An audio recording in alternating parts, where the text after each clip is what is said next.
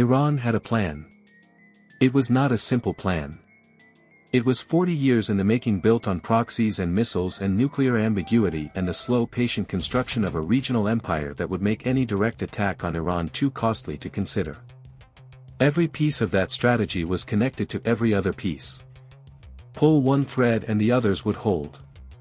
That was the theory. And then on a single night Israel pulled every thread at once. What happened in the opening hours of February 28, 2026 was not just a military strike. It was the deliberate surgical dismantling of a strategic architecture that Iran had spent 4 decades and hundreds of billions of dollars constructing. And it worked faster than almost anyone thought possible. The question worth asking is not what Israel did. The question worth asking is how Iran never saw it coming and why the collapse was so total so fast. To understand why Iran's strategic collapse was so shocking, you have to understand what Iran had actually built and why it appeared so formidable going into 2026. After the 1979 Islamic Revolution, Iran found itself isolated from Western military supply chains almost overnight. The Shah's military had been built on American hardware. That hardware stopped being serviced, stopped receiving spare parts, and stopped being upgraded the moment the revolution ended the alliance. Iran had to adapt. And the adaptation it chose defined the next 4 decades of Middle Eastern geopolitics. Rather than trying to match the United States or Israel in conventional military terms, Iran chose a different model. It would build asymmetric power. Power that could not be targeted easily because it was dispersed across multiple countries, embedded in civilian populations, and operated through organizations that had their own command structures, their own funding streams, and their own political legitimacy in their home territories. Hezbollah in Lebanon became the centerpiece of this model. Funded, trained, and armed by Iran over decades, Hezbollah grew from a militia into what many military analysts described as the most capable non-state armed organization on earth. At its peak, Hezbollah possessed an estimated 150,000 rockets and missiles of varying ranges and precision. It had combat-hardened fighters with experience from Syria and Lebanon. It had tunnel networks, intelligence capabilities, and a political wing that participated in Lebanese governance. It was simultaneously a military force, a social services provider, and a political party. Targeting it was complicated by every one of those layers. Hamas in Gaza served a similar function on Israel's southern flank. The Houthis in Yemen extended Iranian reach to the Red Sea and the Strait of Bab el-Mandeb. Militia networks across Iraq and Syria gave Iran the ability to threaten American forces and Gulf Arab infrastructure without ever firing a missile from Iranian soil. This constellation of forces was what Iran called the axis of resistance, and it was the strategic genius of the entire architecture. Iran could threaten Israel from multiple directions simultaneously. Any Israeli or American response to one node of the network would not eliminate the others. The cost of a direct attack on Iran itself would be unbearable because Iran could retaliate through proxies without formally entering a war. Layered on top of all of this was Iran's nuclear program. Not a bomb necessarily, but the persistent, credible threat of a bomb. The enrichment of uranium to 60% purity, sitting close enough to weapons-grade material that any adversary had to factor in the possibility of Iranian nuclear capability when calculating the costs of military action. That ambiguity was itself a deterrent. And behind the nuclear program sat the ballistic missile arsenal. Hundreds of precision ballistic missiles capable of reaching Israel Tel Aviv Haifa Ben Gurion Airport from Iranian territory without passing through any of the proxy networks at all. This was the architecture. Proxies on every border, nuclear ambiguity as a shield, ballistic missiles as a direct threat, and the Strait of Hormuz as an economic weapon that could hold the entire global energy market hostage. It looked impenetrable because no single military action could address all of it at once. Israel found a way to address all of it at once. The Israeli decision that caused Iran's entire strategy to collapse was not a tactical choice about which targets to hit first. It was a strategic choice about what kind of war to fight, and it represented a fundamental departure from everything Israel had done in its previous confrontations with Iran. For years Israel had fought Iran through what strategists call the campaign between the wars. Hundreds of airstrikes in Syria targeting Iranian weapons shipments to Hezbollah. Targeted assassinations of nuclear scientists and IRGC commanders. Cyber attacks on Iranian nuclear infrastructure, most famously Stuxnet, which destroyed Iranian centrifuges without firing a single shot. All of this was designed to degrade Iranian capabilities while staying below the threshold of open war. The logic was that open war with Iran carried risks too large to accept and that persistent low-intensity pressure could achieve meaningful degradation over time. That logic had a fundamental flaw that Israel's strategic planners eventually confronted directly. The degradation was real, but it was never decisive. Iran rebuilt. Iran adapted. Hezbollah's missile arsenal kept growing despite hundreds of Israeli strikes on Syrian weapons shipments. Iran's nuclear program kept advancing despite Stuxnet and targeted assassinations. The campaign between the wars was preventing the worst outcomes, but it was not resolving the underlying threat. And the underlying threat was getting more dangerous, not less, with every passing year. The decision Israel made going into 2026 was to abandon the campaign between the wars entirely and instead pursue what military doctrine calls a campaign of decisive effect. The goal was not to degrade Iranian capabilities to a manageable level. The goal was to eliminate the strategic architecture completely in a compressed timeframe before Iran could adapt, respond, or reconstitute. That meant doing something Israel had never done before. It meant striking the head of the organization directly. On the first day of Operation Epic Fury, February 28, 2026 at 1:15 in the morning, Israeli aircraft struck the compound of Iranian Supreme Leader Ali Khamenei. Khamenei was killed. His daughter, his son-in-law, his grandchild and his daughter-in-law were also killed in the strike. Iran declared 40 days of national mourning. The killing of Khamenei was not just a symbolic act. It was the precise point at which Iran's entire strategic architecture began to collapse, because Khamenei was not merely a figurehead. He was the singular node through which all of Iran's strategic decisions passed. The relationship between the Supreme Leader's office and the IRGC, the proxy networks, the nuclear program and the diplomatic apparatus, was one of direct personal authority. Khamenei had personally approved or rejected every major strategic decision Iran had made for 3 decades.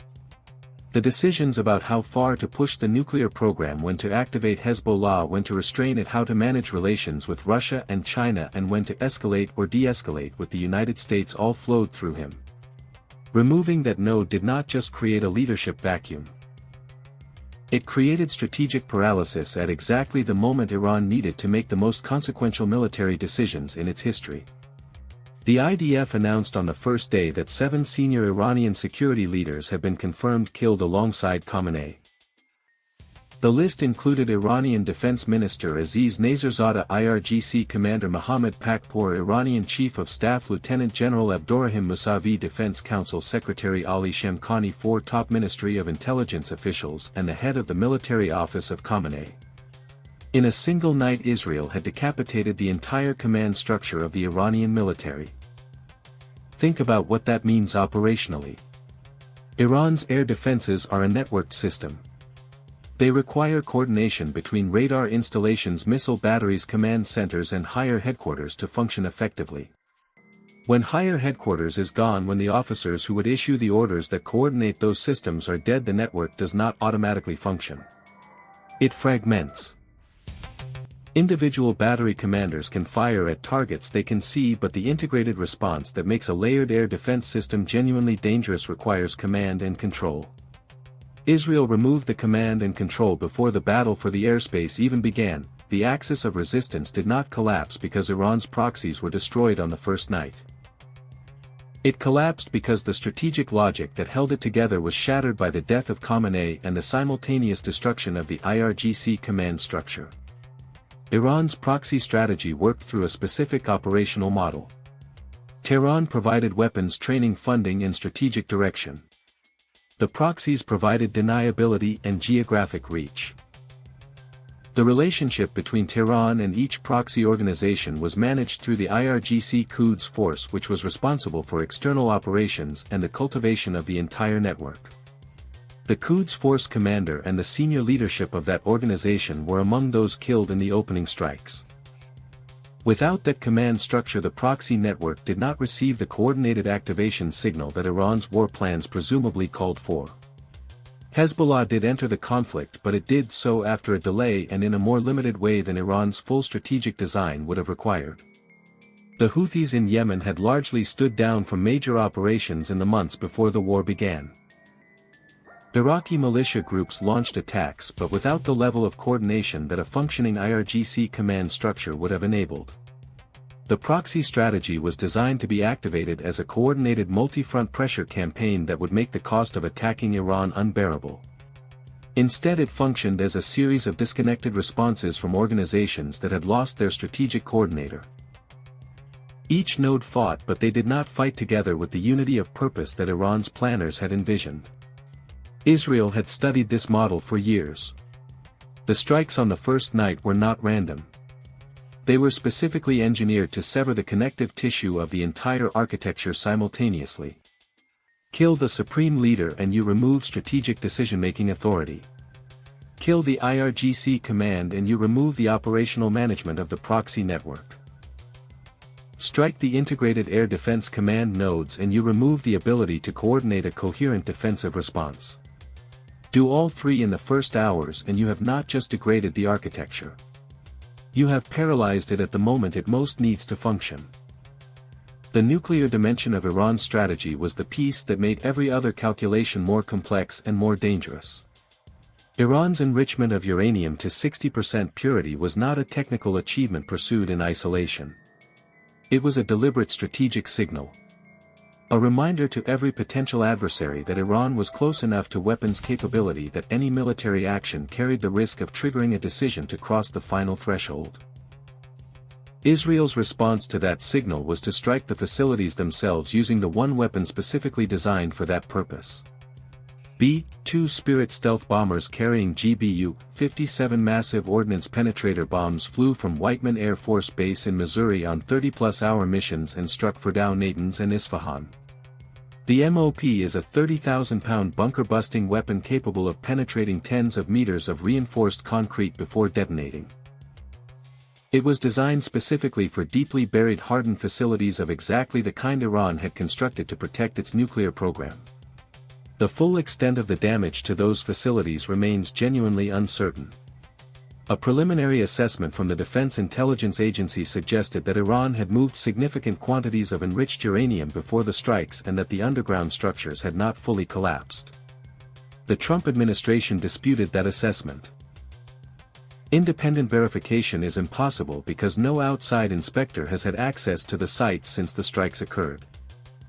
What is not disputed is that Iran's nuclear program as a functioning strategic asset able to credibly threaten the region was severely disrupted. The enrichment infrastructure that had taken years to build was struck. The scientists and engineers who ran it were operating in a country at war with active targeting of military and strategic assets. The program that had served as Iran's ultimate insurance policy against a direct military confrontation was now itself a target rather than a deterrent. With its air defenses gone, its command structure decapitated, its proxy network fragmented, and its nuclear facilities struck, Iran played the one card it had left that no military operation could easily neutralize. It closed the Strait of Hormuz. This was not a military response in the conventional sense. It did not require functioning radar installations or missile batteries or a coherent command structure.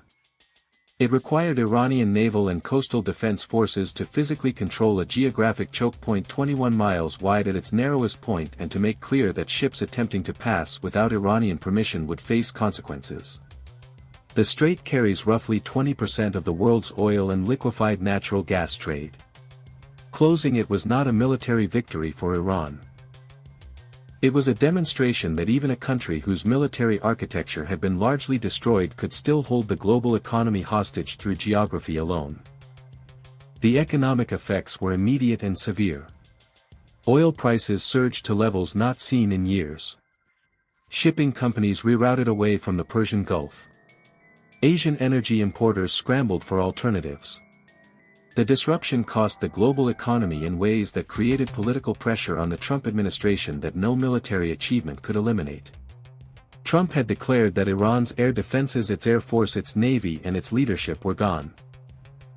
But the economic pain of the Hormuz closure was real, and it was felt in fuel prices in every country on earth. Iran also demonstrated something that surprised some analysts in the way it adapted its remaining offensive capabilities. By late March, the pattern of Iranian strikes had shifted from mass barrages of missiles and drones in the opening days to a more targeted systematic campaign against specific vulnerabilities in American operational infrastructure. Radar installations at U.S. bases across the Gulf, aerial refueling tankers and airborne warning and control aircraft became the focus. Defense researchers described this adaptation as deliberate doctrine rather than opportunism. A country that had lost the ability to fight the war it had planned was learning in real time to fight the war it could still fight with what remained. By March 5, 2026, U.S. Central Command Admiral Brad Cooper used the word dominance to describe American and Israeli control of Iranian airspace. Not superiority. Dominance. The distinction in military doctrine is significant. Air superiority means you can operate more freely than your adversary. Air dominance means you operate with complete impunity throughout the adversary's battle space. Nothing can reach you. Nothing can stop you. You go where you choose. The proof of that dominance came in the weeks that followed. B-52 Stratofortress bombers, which are large, slow Cold War-era aircraft with no meaningful stealth characteristics, began flying openly over Iranian territory. The B-52 is exactly the kind of aircraft that a functioning integrated air defense network would detect at long range and engage before it reached its target. The fact that B-52s were flying over Iran without being engaged was not just a military data point. It was a public demonstration that Iran's air defense architecture had ceased to exist as a meaningful obstacle. IDF Chief of Staff Major General Eyal Zamir confirmed that Israeli pilots had conducted approximately 2,500 strikes and used over 6,000 munitions during the campaign. The ACLED Conflict Monitoring Organization recorded hundreds of strikes in at least 26 of Iran's 31 provinces, with Tehran as the most heavily targeted location. More than 300 Iranian ballistic missile launchers were rendered inoperable. Iranian ballistic missile launches against U.S. targets in the region fell by 90% compared to the opening days of the conflict. Drone operations fell by 83%. These numbers represent the physical destruction of the arsenal that Iran had spent decades assembling as its primary deterrent against exactly the kind of military campaign that was now being conducted against it. The most significant aspect of what happened to Iran's strategic architecture is not the scale of the destruction. It is the irreversibility of specific elements of that destruction. Physical military hardware can be replaced over time given resources and political will. Missile launchers can be rebuilt. Radar installations can be reconstructed. Air defense batteries can be purchased or manufactured.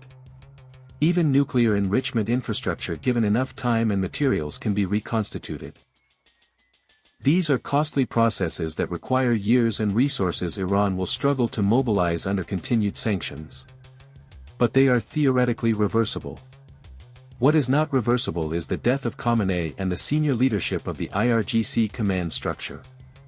These individuals represented decades of accumulated knowledge, relationships and institutional authority. The relationship between the supreme leader and the proxy network organizations had been built over 30 years of direct personal engagement. The commanders of Hezbollah, Hamas and the Iraqi militias had personal relationships with Khamenei and with Quds force leadership that had been cultivated through shared experiences, shared ideology and shared strategic vision. Those relationships cannot be reconstituted by appointing replacements. The new supreme leader, Khamenei's son, who was elevated to the position, faces a fundamentally different political and strategic environment than his father inherited. The institutional knowledge that informed Iran's strategic decisions for 3 decades died with the people who held it. Iran will rebuild a command structure. But it will be a different command structure with different relationships, different credibility and a different strategic culture than the one that was destroyed on February 28. The proxy network faces a similar challenge. Hezbollah sustained serious losses in Lebanon, including command figures and infrastructure. The organizations that make up the axis of resistance observed what happened to Iran's military when it faced the full weight of American and Israeli military power operating together. That observation will shape their strategic calculations for years regardless of what Tehran asks of them going forward. Operation Epic Fury and the Israeli strategic decisions that preceded it will be studied as a case study in how a strategy of decisive effect can collapse a strategic architecture that appeared impenetrable when examined from the outside. The lesson that every regional and global military planner took from February 28, 2026 is not simply that the United States has powerful weapons. That was already known. The lesson is about sequencing and simultaneity. The Israeli decision to strike the command structure, the air defense network, the nuclear program and the proxy management infrastructure all in the opening hours was what made each individual strike more effective than it would have been alone. The decapitation of command meant the air defenses could not be coordinated. The destruction of the air defenses meant subsequent strikes could be conducted without resistance. The destruction of the Quds Force Command meant the proxy network could not be activated as a coordinated response. Each element of the plan made every other element more likely to succeed. This is what the phrase "caused Iran's entire strategy to collapse overnight" actually means when you examine it closely. It was not one action. It was a precisely sequenced set of simultaneous actions, each of which undermined the other's ability to compensate for what was being destroyed. Iran's strategy was a system. Israel attacked it as a system. And systems collapse differently than individual components collapse. When the connections between components are severed at the same moment, the components cannot support each other and the entire structure fails at once rather than gradually. The 2-week ceasefire announced on April 7, 2026 came after 5 weeks of a conflict that demonstrated this principle in real time at a scale the world had not seen in the Middle East since the Gulf War of 1991. The negotiations in Islamabad that followed happened in the shadow of a military reality that had fundamentally altered the balance of power in the region. Iran still exists. Iran still has a population of 85 million people. Iran still controls its geography, including the Strait of Hormuz. Iran still has political will and institutional resilience. None of that was destroyed on February 28. But the strategic architecture that Iran built to make itself militarily untouchable was designed around specific capabilities, specific relationships and specific credible threats. Those capabilities have been severely degraded. Those relationships have been severed at their highest levels. Those threats have been called and found to be less absolute than Iran's planners believed when they constructed the strategy that was supposed to make this kind of attack too costly to attempt. Israel did something that caused Iran's entire strategy to collapse overnight. The something was not one decision or one weapon or one strike. It was the recognition that a system built over 40 years could be collapsed in hours if you attacked the connections rather than the components, and if you did it all at once before the system had time to respond. That recognition and the military capability to act on it is what changed everything.